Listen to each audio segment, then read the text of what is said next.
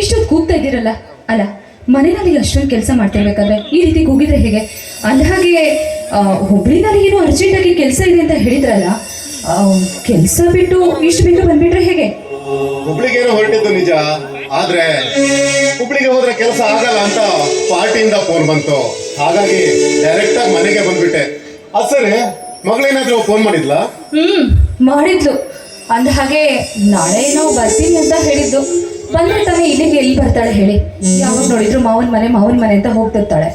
ಇಲ್ಲಿ ಅಮ್ಮ ಇದ್ರೇನೋ ನೆನ್ಪು ಕೂಡ ಇಲ್ವಲ್ಲ ಅವಳಿಗೆ. ನೀನ್ ಯಾಕೆ ಕೋಪ ಮಾಡ್ಕೊಳ್ತೀಯಾ? ನೋಡು, ಅವಳು ಈ ಮನೆಯಲ್ಲಿ ಹುಟ್ಟಿದಾದ್ರೂ ಅವಳ ಮಾವನ ಪ್ರೀತಿ ವಾತ್ಸಲ್ಯದಲ್ಲೇ ಬೆಳೆದವಳು.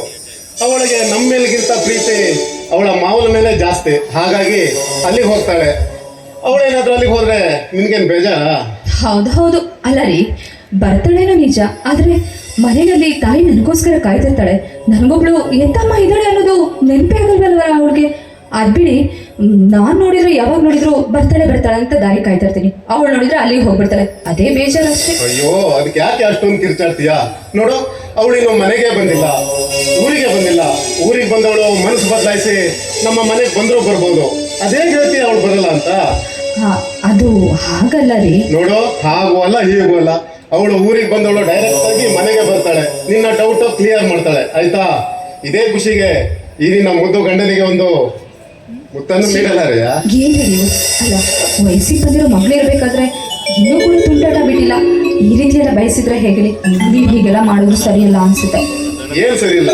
ನನ್ಗೇನು ವಯಸ್ಸಾಯ್ತು ಅಂತನಾ? ನೋಡು, ದೇಹಕ್ಕೆ ವಯಸ್ಸಾಗಿರ್ಬೋದು, ಆದ್ರೆ ಮನಸ್ಸಿನ ಆಸೆಗೆ ಯಾವತ್ತೂ ವಯಸ್ಸಾಗಲ್ಲ. ಅದಕ್ಕಾಗಿನಾ ಲೇಖಕರು ಹೇಳಿದ್ದು, ಹುಳಸೆ ಮರ ಮುಪ್ಪಾದ್ರೂ ಹುಳಿ ಮುಪ್ಪೆ ಅಂತ. ನೋಡು, ನೀನೀಗ ನನ್ನ ಆಸೆ ಈಡೇರಿಸ್ತೀವಿ ಇಲ್ವೋ ಅಷ್ಟು ಹೇಳು. ಆಯ್ತಪ್ಪ, ನಾನೇನಾದ್ರೂ ನಿಮ್ಮ ಆಸೆನ ಈಡೇರಿಸಲ್ಲ ಅಂದ್ರೆ ತಾವು ಬಿಟ್ಬಿಡ್ತೀರಾ? ಮದುವೆ ಆಗಿರೋದೇ ಅದಕ್ಕೋಸ್ಕರ ಅಲ್ವಾ? ಬನ್ನಿ.